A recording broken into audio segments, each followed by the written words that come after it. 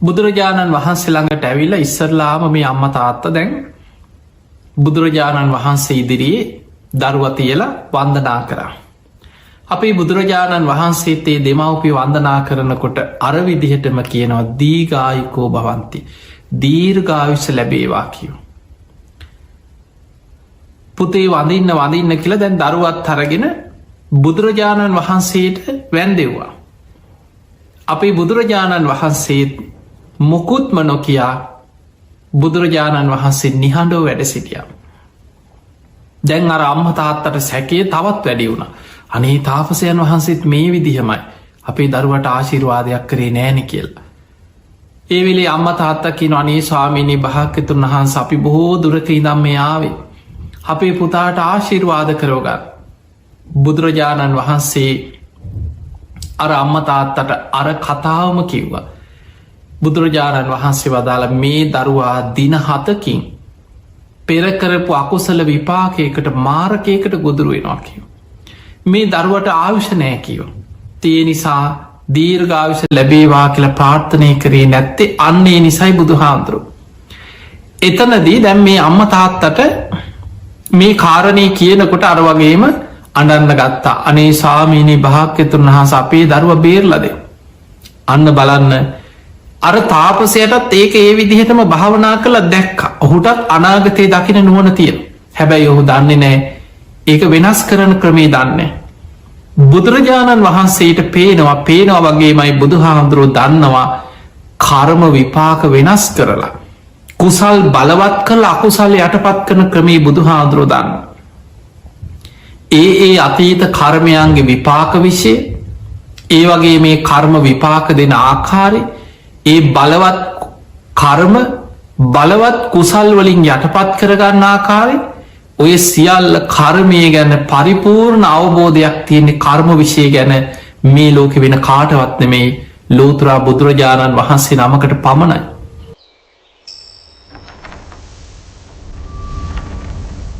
පිංහතුනේ අද අපි මේ ධර්ම දේශනාවෙන් විශේෂයෙන් විමසලා තේරුම් ගන්න උත්සාහ කරන්නේ කෙනෙකුගේ ආවිෂ තීරණය වෙන ආකාරය. කෙනෙක් දීර්ඝායුෂ විඳින්නේයයි, කෙනෙක් අඩු වයසෙන් මැරෙන්නේයයි. අපි උපතින්ගේ ආවිෂ අපිට වැඩි කරගන්න බැරිද? අපි කොහොමද අපේ ආවිෂ වැඩි කර ගැනීම පිණිස මොනවගේ පින්කන්ද අපිට කරන්න තියෙන? සමහර වෙලාවට ඔබ දන්නවා එයාට මාරකයක්, එයාට ලොකු අකුසලයක් තියෙනවා, එයාට ජීවත් කරවන්න අමාරු, ඔය වගේ කතා සමාජය ඔබට අහන්න ලැබෙන. හැබැයි එවැනි මාරක, එවැනි අකුසල්, එවැනි නොසිතන පුද්ගලයෝ නොසිතන ආකාරයට දීර්ඝායුෂ විඳින අවස්ථා අපිට අහන්න දකින්න ලැබෙනවා. ඒ නිසා අද අපි මේ ධර්මානුශාසනාව තුළ විශේෂයෙන් සලකලා බලන්නේ ඒ කාරණාව ගැන. පිංහතුනි, මේ කාරණය තේරුම් ගන්න අපි බලමු බුදුහාමුදුරුවන්ගේ කල් ලස්සන සිදුවීමක් තියෙනවා. අපේ බුදුරජාණන් වහන්සේ පහළ වෙච්ච කාලේ දඹදිව වෙනත් ඈත ගම්මානයක ඒ අම්ම තාත්තා දෙන්නම දැන් විවාහ වෙලා දරුවෝ නැතුව බොහෝ කාලයක් දහතේ බාරහාර වෙනවා. ඔබ දන්නවන්නේ දරු විවාහ වෙලා බොහෝ පිරිසකට දරුව ප්‍රමාද වුණාට පස්සේ අපේක්ෂා කරන කාලේ දරුව පිහිටන්නේ නෑ. වෛද්‍යවරු හොයාගෙන යනවා, නොයෙක් වත් පිළිවෙත් පුරනවා, බාරහාර වෙනවා, අතන හොඳයි මෙතන හොඳයි අන්න අතනට යන්න කියන තැන්වලට දුවනවා. ති මේ දෙමව්පියොත් ඔහොම බාරහාර වෙලා ඒ වෙනකොට ඔවුන්ගේ නගරයේ ආසන්නේ දූපතක හිටිය භාවනා කරන තාපසයන් වහන්සේ නම. මේ තාපසයන් වහන්සේට යම් කිසි භාවනා දියුණුවක් තියෙන තාපසයෙක්. ඔහුට අනාගතයේ පේනවා, කෙනෙක්ගේ හිත කියවන්න පුළුවන්. මේ තාපසය ළඟටත් ඇවිල්ල බාරහාර වුණා. තාපසයට වැඳලා කරලා හිතෙන් අධිෂ්ඨාන කරගත්තා අනේ දරුවෙක් ලැබුණොත් මේ තාපසයන් වහන්සේ ළඟට අරගෙන ඇවිල්ලා තාපසයන් වහන්සේට දානී පූජා කළ දරුවව වන්දනා කරනවා කියලා. ති ඔහොම කාලයක් යනකොට කොහොම හරි දරුවෙක් ලැබුණ. දරු ගැබක් පිහිටිය බොහෝම පරිස්සමින් මේ දරුවා බිහි වුණා. වත් පිළිවෙත් පුරාගෙන බොහෝම ගෞරවෙන් ගුණධර්ම රැකගෙන හිටිය දරුව ලැබුණ. බොහොම ලස්සන පුත් කුමාරය පුතෙක් ලැබුණා. දැම් මේ දෙමව්පියන්ට පුදුම සතුටක් ලෝකයක් ලැබුණ වගේ. තමන්ට දරු සිංගිත් එක්කින්නවා පුංචි පුත් කුමාරය. මේ දරුවත් ටිකක් වඩාගෙන ඇවිදින කරන වයසට එනකොට දැන් දරු අතින් අල්ලගෙන අමාරුවෙන් වැටි වැටි නැකෙටිනවා ඇවිදිනවා. මේ දෙමව්පියෝ කතා වුණා මතකද අපි මේ දරුව වෙනුවෙන් බාරහාර වුණා. අපි අපේ පුංචි පුතාව අරගෙන ඉස්සරලාමයන් අර තාපසයන් වහන්සේ ළඟට. මේ තාපසයන් වහන්සේට අපි දානමාන හදාගෙන අපි දරුවත් අරගෙන ගිහිල්ල දානී පූජා කරලා අපේ පුතාලවා තාපසයන් වහන්සේට වන්දනා කරලා ආශිර්වාද ලබාගන්න. හොඳයි කියලා දානමානි සකස් කරගෙන දරුවත් වඩාගෙන දැන් බොහෝ දුරක් ගිහිල්ලා අර තාපසයන් වහන්සේ ඉන්න පුංචි ගඟ මැද්ද පොඩි දූපතක් වගේ තියෙනවා.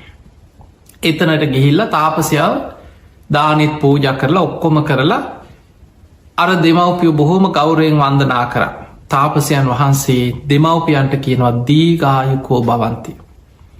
දීර්ඝායුෂම ලැබේවා කියව. දැන්ගේ අම්ම තාත්තට පුතේ වඳින්න කියලා අර පුංචි පුතාව වඩාගෙන හිටියේ බිම තියලා අත් දෙක නලලට තියලා දරුවව වැන්දෙව්වා. සාමාන්‍යෙන් පොඩි දරුවන්ව වන්දවනවන අම්මලා. තාපසයන් වහන්සේහේ මැස්පියාගෙන හිටිය වචනයක්කත් කීවෙන. අර දෙමව්පියෝ බැලවා අනි ඇයි මේ අපේ පුතාට ආශිර්වාදයක් කරන්න ඇත්තේ. ඒ වෙලේ දෙමව්පියෝ ආයමත් වැදලා කියනවා අනේ තාපසයන් වහන්ස අපි බොහෝ කාලයක් දරුව නැතුව ඉඳලා අපි බාරහාර වුණා අපි පොරොන්දුවක් වුණා අපි හිතෙන් තාපසයන් වහන්සේට දානි පූජා කරලා මේ දරුවව ගෙනහල වන්දනා කරවනවා කියලා. අනේ ඇයි අපේ පුතාට ආශිර්වාද කරේ නැත්තෙ කියලැහුව. එදකොට තාපසයන් වහන්සේ දරුව දිහා බලල දෙමව්පියෝ දිහා බලල කියනවා. මම වෙනදේ මට පේන දේ මම මේ කියන්න. මේ දරුවට ආයුෂනෑ කියෝ. තව දින 7කින් මේ දරුවා මාරකයකට ගොදුරු වෙනවා. ඉගැන දරුවගේ ආවිෂ ඉවරවෙන්න තව දවස් 7කින් දරුවා මොකක් හරි අනතුරකින් මැරෙනවා කිය. ඒක මට පේනවා කියව. මං භාවනා කළ මන් දකිනදේ මේ දරුව දිහා බලනකොට මට පේනවා මේ දරුව තව දවස් 7කිව ජීවත්තේ. ඒ නිසා ආශිර්වාද කළ වැඩක් නෑ කියෝ. දැන් ඔබ හිතන්න අච්චර බාරහාර වෙලා දරුවෙක් බලාපොරොත්තුවේ චම්ම තාත්තා දෙන්නට තමන් විශ්වාස කරන තාපසයන් වහන්සේ භාවනාවෙන් දැක්ක අනාගතයේ මට පේනවා මෙහෙමයි කියලා යමක් කිව්වොත් අර දෙමව්පියෝ මොන තරන් අසරණ වෙනවද මොන තරන් තැතිගන්නවද අර අම්ම තාත්ත දෙන්න දරුව වඩාගෙන අඩන්න ගත් අනේ තාපසයන් වහන්ස අපිට මෙච්චරයි මේ ලෝකෙට මෙච්චරයි අපිට ඉන්නේ. අපි කොච්චර නම් දුක්විඳල බාරහාර වෙලාද මේ දරුව අපිට ලැබුණේ අනේ අපේ දරුව බේරල දෙන්න කියලා දැන් අඩන. තාපසයන් වහන්සේ දෙමව්පියන්ට කියනවා මම භාවනාවෙන් දකිනදේ මං කිව්වා. නමුත් මට ඒක වලක්කන්න ක්‍රමයක් මට තේරෙන්නේ ඇක මං ඒක දන්නේ. මං ඒ තරම් දියුණු කරපු කෙනෙක් නෙමේ මං භාවනාවෙන් වෙන දේ දකිනවා දකිනදේ මං කිව්වකි. දැන් අර අම්ම තාත්තා කියන අනේ අපිට එහෙම තැනක් හරි කියන්න කොහේ හරි තැනක් අපේ දරු අරගෙන ගිහිල් අපේ ළමය බේරගන්න තැනක් කියන්නකි.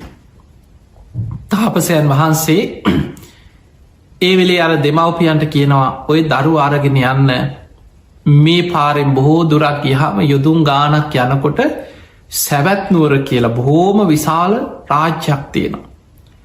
මේ සැවැත්නුවර ජේතවනය කියලා බුදුරජාණන් වහන්සේ මහරහතන් වහන්සේලා පිරිවරාගෙන වැඩඉන්න පිම්බිමක් තියෙන. අනාත පිණ්ඩික සිටුතුමා බුද්ධ ශාසනයට පූජා කරපු පුුණ්‍ය භූමි. අන්නේ භූමියයේ මේ තුන් ලෝකේට මග්‍ර වූ ලෝතුරා බුදුරජාණන් වහන්සේ නමක් පහළ වෙලා වැඩඉන්නවා. උන්වහන්සේට අනාගතෙත් පේනවා. උන්වහන්සේට වෙන දේත් පේනවා. උන්වහන්සේට ඕකට උපක්‍රමයක් ඒ අකුසලේ යටපත් කළ කුසලයක් බලවත් කරලා මේ දරුව බේරගන්න ක්‍රමයක් උන්වහන්සේරං කියයි කිව. අර දරුව වඩාගෙන අම්ම තාත්තා ඉක්මනින්ම ගෙදර ඇවිල්ල සූදානං වෙලා පිටත් වනා දැන් සැවැත් නුවර ජේතවනාරාමට දවස් 7ක් තියෙනවානිද දවස් 7කින් තමයි මේ දරුවට අනතුරක් වෙනවා කියලාට තාපසයක් කිවේ මේ අම්ම තාත්ත දැන් අඩාඩා දරුව වඩාගෙන ඉක්මනට බොහෝ දුරක් ඇවිදගෙන අර දරුවත් අරගෙනාව ඇවිල්ල සැවැත් නුවරට ඇවිල්ලා ජේතවනාරාමට ආව එදා බුදුරජාණන් වහන්සේ වැඩ සිටිය දවසක් බුදුරජාණන් වහන්සේ ළඟට ඇවිල්ලා ඉස්සරලාම මේ අම්ම තාත්ත දැන් බුදුරජාණන් වහන්සේ ඉදිරියේ දරුව තියලා වන්දනා කරා අපේ බුදුරජාණන් වහන්සේතේ දෙමව්පිය වන්දනා කරනකොට අර විදිහටම කියනවා දීගායිකෝ භවන්ති දීර්ඝායුෂ ලැබේවා කියෝ පුතේ වඳින්න කියලා දැන් දරුවත් අරගෙන බුදුරජාණන් වහන්සේට වැන්දෙව්වා අපේ බුදුරජාණන් වහන්සේත් මොකුත්ම නොකයා බුදුරජාණන් වහන්සේ නිහඬෝ වැඩ සිටියා දැන් අර අම්ම තාත්තට සැකේ තවත් වැඩි වුණ අනේ තාපසයන් වහන්සේත් මේ විදිහමයි අපේ දරුවට ආශිර්වාදයක් කරේ නෑනෙ කියලා ඒවෙලේ අම්ම තාත්තකින අනේ ස්වාමීනී භාග්‍යතුන් වහන්ස අපි බොහෝ දුරක ඉදම් මේ ආවේ අපේ පුතාට ආශිර්වාද කරෝගත් බුදුරජාණන් වහන්සේ අර අම්ම තාත්තට අර කතාවම කිව්වා බුදුරජාණන් වහන්සේ වදාළ මේ දරුවා දින 7කින් පෙරකරපු අකුසල විපාකයකට මාරකයකට ගොදුරු වෙනවා කිව මේ දරුවට ආවිෂණය කියෝ තිය නිසා දීර්ඝාවිෂ ලැබේවා කියලා ප්‍රාර්ථනය කරේ නැත්තේ අන්නේ නිසයි බුදු හාමුදුරු එතනදී දැම් මේ අම්ම තාත්තට මේ කාරණය කියනකොට අර වගේම අඩන්න ගත්තා අනේ සාමීනී භාග්‍යතුන් වහස අපේ දරුව බේරලද අන්න බලන්න අර තාපසයටත් ඒක ඒ විදිහටම භාවනා කළ දැක්ක ඔහුටත් අනාගතය දකින නුවන තියෙන හැබැයි ඔහු දන්නේ නෑ ඒක වෙනස් කරන ක්‍රමේ දන්නේ බුදුරජාණන් වහන්සේට පේනවා වගේමයි බුදු හාමුදුරුව දන්නවා කර්ම විපාක වෙනස් කරලා කුසල් බලවත් කළ අකුසල් යටපත් කරන ක්‍රමේ බුදු හාමුදුරුව දන්න ඒ අතීත කර්මයන්ගේ විපාක විෂය ඒ වගේ මේ කර්ම විපාක දෙන ආකාරය ඒ බලවත් කර්ම බලවත් කුසල් වලින් යටපත් කරගන්න ආකාරය ඔය සියල්ල කර්මය ගැන පරිපූර්ණ අවබෝධයක් තියෙන්නේ කර්ම විෂය ගැන මේ ලෝකෙ වෙන කාටවත් නෙමේ ලෝතුරා බුදුරජාණන් වහන්සේ නමකට පමණයි සාරිපුත්ත මොග්ගල්ලාන අග්‍රශ්‍රාවකයන් වහන්සේලාටවත් 80 මහශ්‍රාවක මහරහතන් වහන්සේලාටවත් ඊළඟට වෙනත් හිත දියුණු කරා කියන වෙන කිසිම ඉසිවරයෙකුට තාපසයකුටවත් ඒ හැකියාව ලෝකෙනෑ බුදුවරුන්ට පමණයි ඒකයි බුදු හාදුරුව පෙන්වේ කර්ම විපාකෝ අචින්තියෝ ඒ අචින්තිය විෂය සාමාන්‍ය කෙනෙක් හිතලා ඕක කොහොමද ඒක කොහොමද ඇයි එහෙම වනේ ඔහොම හිත හිටියොත් හිත විපිලිසර වෙනවා මිසක් කර්ම විපාක විෂය තේරුම් ගන්න බැරි වෙනවා කියෝ ඒක වැටහෙන්නේ බුදු කෙනෙකුට විතරයි අන්න බුදුරජාණන් වහන්සේ අර දෙමව්පියන්ට කියනවා මේ දරුවා මේ කර්ම විපාකේ මේ මාරකේ බේරෙන්න්න නම් ක්‍රමයක් තියෙන අන්න ක්‍රමේ බුදු හාන්දුරු කියනවා මේ දරුව තියාගෙන දින 7ක් පිරිත් කියන්න පිරිත් මණ්ඩපයක් හදලා අනේ ස්වාමිනී එතකොට පිරිත් කියන ජේතවනාරාමෙන් භික්ෂූන් වහන්සේලා දෙන්නක් කිය බොහෝ සංඝ පිරිසක් වැඩ හිටිය පිරිත් මණ්ඩපයක් ගිහිල්ල හදන්න කිවන් නිවස ඉදිරි හදලා ගමය ඇත් එකතු කරගෙන භික්‍ෂූන් වහන්සේලා වඩම්මල දින 7ක් එක දිකට දරුව තියාගෙන පිරිත් කියන්න කියෝ දැන් දෙමව්පියෝ බොහෝම වුවමනාවෙන් ගිහිල්ල මිනිස්සුන්ටත් මේ පණවිඩේ කියලා නෑදෑයෝ ඥාතීන් ගම්වාසින් එකතු කරගෙන නිවස ඉදිරියේ පිරිත් මණ්ඩපයක් හැදුව හදලා ඊට අවශ්‍ය සියලූම දේවල් සකස් කර පසුවදා බුදුරජාණන් වහන්සේ භික්‍ෂූන් වහන්සේලා පිරිසක් පිටත් කර අර දරුව තියාගෙන භික්‍ෂූන් වහන්සේලා පිරිත් කියන්න පටන්ගත්ත දවසක් දෙකක් නෙමේ දින 7ක් පිරිත එදකොට අපි අදත් අහලා තියෙනවා පිරිත් දවස පිරිත් ඒ වගේම දින 7ක පිරිත් දින 3ක් පුරා කෙරෙන පිරිත් එතකොට වරු පිරිත් සති පිරිත් එතකොට ඔන්න දින 7ක සති පිරිතා අර පුංචි දරුවා තියාගෙන පිරිත් කියනවා. දින 7ක් පිරිත් කිව්වා. ඒ විදිහට භික්ෂූන් වහන්සේලා මාරුවෙන් මාරුවට පිරිත් කියන. දින 7 අවසන් වෙනකොට බුදුරජාණන් වහන්සේ වැඩම කරා. වැඩම කරලා පිරිත් අවසන් කරලා බුදුරජාණන් වහන්සේ දෙව් බමුණට පින් අනුමෝදන් කරලා පිරිත් අවසන් කරා. අර දරුවව දැන් වඩාගෙන දරුව තියාගෙන හිටපු අම්මා තාත්තා පිරිත් අවසන් වුණාට පස්සේ බුදුරජාණන් එදා දානයක් පිරිත් අවසන් වෙලා දානයක්. ඒතර බුදුරජාණන් වහන්සේ වැඩම කරේ ඒ පිරිතේ අවසානෙත් එක්ක ඒ පිරිනමන දානයට. දැන් දන් පිළිගන්නවලා බුදුරජාණන් වහන්සේට කියනවා සාමීනී භාග්‍යවතුන් වහන්සේ අර දරුවාව ඇවිල්ලා වැන්දෙව්වා. අර විදිහට අම්මා තාත්තා වදිනකොට එතනදි බුදුරජාණන් වහන්සේ දීර්ඝායුකෝ භවන්ති දීර්ඝායුෂ ලැබේවා පුතේ වදින්න කියලා බුදුරජාණන් වහන්සේට වැන්දෙව්වා. අන්න එතනදි බුදුරජාණන් වහන්සේ වදාලා දීර්ඝායුකෝ භවන්ති. අර පුංචි දරුවට ආශිර්වාද කරා දීර්ඝායුෂ ලැබේවා කියලා. දැන් අම්මා තාත්තට පුදුම සතුටක්. අනේ ස්වාමීනී භාග්‍යවතුන් වහන්සේ අපේ දරුවගේ මාරකේ දැන් ඉවරද? අපේ දරුවට දැන් ආයුෂ තියෙනවද? බුදුරජාණන් වහන්සේ වදාලා දැන් ඒ අකුසලේ ගෙවුණ කිව ඒ මාරකේ පැනගත්තා. මේ දරුවට අවුරුදු 120ක්ම ආයුෂ තියෙනවා කියව. එදා ඒ දරුවට නම තිබ්බා ආයු වඩ්ඩන කුමාරයක් කියලා. ආවිෂ වැඩිච්ච කුමාරය ආයු වඩ්ඩන කුමාරයා කියලා නම තිබ්බා. පිංහතුනේ ඒ දරුවා තරුණ වයසට එනකොට ඒ දරුවා අපේ බුදුරජාණන් වහන්සේගෙන් බණහල අදත් අපි වදිනකොට ගාථාවක් කියන අභිවාදන සීලිස්ස කියන ගාථාව. ඔන්න ඔය ගාථාවෙන් බණහලා උතුන් සෝවාන් ඵලයට පත් වුණා. අවුරුදු 120ක් ජීවත් වුණ. එතකොට ඔබ හිතන්න දැම් මේ කතාවම බරගෙන බලන්න. අවුරුදු 120ක් ජීවත්වෙන්න තරම් ආයුෂ ඇතුව ඉපදිච්ච කෙනෙක්. හැබැයි පුංචි වයසෙම මාරකයක්කාව. ඒ මාරකයේ දින 7කින් මැරෙන්න තිබුණ. හැබැයි බුදුරජාණන් වහන්සේ වැඩ සිටිය නිසා ඒ මාරකයේ පැනගන්න ක්‍රමේ බුදුරජාණන් වහන්සේ කියල දුන්න. මේ දරුව තියාගෙන පිරිත් කියන්න. එදකොට මේකේ අටුවා විස්තරවල සඳහන් වෙනවා පෙර සසර කර්ම විපාකය මත අවිරුද්ධ කියලා යක්ෂයෙක් දරුවා ගොදුරු කරගන්න බලාගෙන වෛශ්‍රවණ දෙවියන්ගෙන් අවසරයක් ගත්තා කියන දවස් 7ක් ඇතුළත දරුව ගොදුරු කරගන්න. පෙර සංසාර ඒව කර්ම විපාකත් එක්ක එනකොට ඒවට ඒ විදිහට ක්‍රමේ පෑදෙනවා. හැබැයි ඒ දරුවගේ අකුසල විපාක බලවත් වෙන්නේ ඒ දින 7 තුළ. එතකොට ඒ දවස් 7 අවසන් වෙන තැනදී අර යක්ෂයට දරුවා ගොදුරු කරගන්න අවසරය ලැබෙන. ඒකැන කර්මය අකුසලේ බලවත් වෙලා එන තැන. හැබැයි බුදුරජාණන් වහන්සේ දින 7ක්ම දරුව තියාගෙන මහරහතන් වහන්සේලා පිරිත් කියන. භික්‍ෂූන් වහන්සේලා පිරිත් කියන. පිරිත් කියද්දේ පිරිත් අහන්න දස දහසක් ලෝක දහතුළ දෙවියන් අහසේ පිරිලා ඉතිරිලා පිරිත් ඇහුව කියන.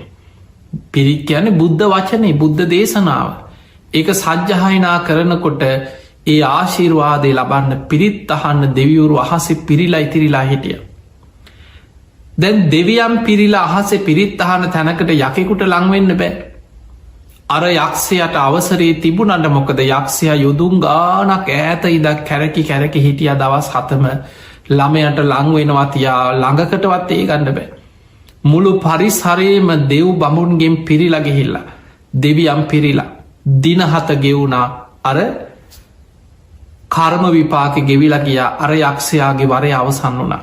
ඔහුට ආයේ ජීවිතය පලිගන්න පුළුවන්කමක් නෑ. එක ගෙවිලා ගිය. එතකොට අපිට පේනවා කෙනෙකුගේ ජීවිතයේ ආවිෂ තිබුණත් සංසාරික කර්ම විපාක බලවත් වෙලා මාරක කියනව මතු වෙන්න පුළුව.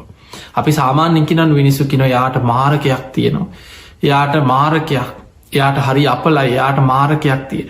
එතකොට මේ අපල කියලා මේ වෙන දෙයක් නෙමේ පෙර තමන් කරපු අකුසල් බලවත්වෙන ආකාරය. සසරේ තමන් කරපු අකුසල විපාකයම් බලවත් වෙලා ඒ කර්ම විපාකය මත ක්‍රමේ පෑදෙනවා තමන්ට ඒ හා සමාන විදිහට දැන් අපි ගම සමහර වෙලාවට සමහර දැන් ජාතක පොතේ සඳහන් වෙනවා එළුවෙක්ගේ බෙල්ල කපල ආත්ම 500ක් ඉපදී එළුවෙක් වෙලාම ඉපදී බෙලි කැපුම් කෑවක් නොයි කර්ම විපාකය සසර යන හැටි. සමහර වෙලාවට කාටහරි ගහල මරනවා. ඒ කර්ම විපාකයේ ඉපදී ආත්ම 100 ගණන් ගෙවන. ඒ ඉපදිලා ඒ වයසට එනකොටම මොකක් හරි ක්‍රමයක් පෑදෙනවා ගුටි කාල මැරෙන්. ආයමත් කොහේ හරික්වා අපාය ගිහිලා තිරිසල්ලෝක ගිහිලා කොහරි ගිහිලා ආය මනුස්ස ලෝකට එන. ආයිත් අර වයස එනකොට ආයිත් ගුටි කාල මැරෙනවා. ඔය වගේ ආත්ම 100 ගණන් ඒ කර්මය ගෙවලා කර්ම විපාකය අවසන් කරගන්න. හැබැයි සමහර අකුසල් තියෙනවා බලවත් කුසල්වලින් යටපත් කරගන්න පුළුවන්. ඒ මොහොතට යටපත් කරගන්න පුළුවන්. හැබැයි යටපත් කරා කියන්නේ සම්පූර්ණයෙන් නැති කරා කියන එක නෙමේ. මොකද සමහරු වැරදි විදිහට තේරුම් අරගෙන තියෙනවා මේ අහෝසි කර්ම කියන එක. කර්ම විපාක විශ්ෂය අචින්තයයි. හැබැයි අපේ බුදුරජාණන් වහන්සේ අපිට තේරුම් ගන්න පුළුවන් විදිහට මේ කර්ම විපාක විෂය කොටස් කීපයකට මේ කර්ම විපාක ලැබෙන හැටි පෙන්නලා තියෙනවා.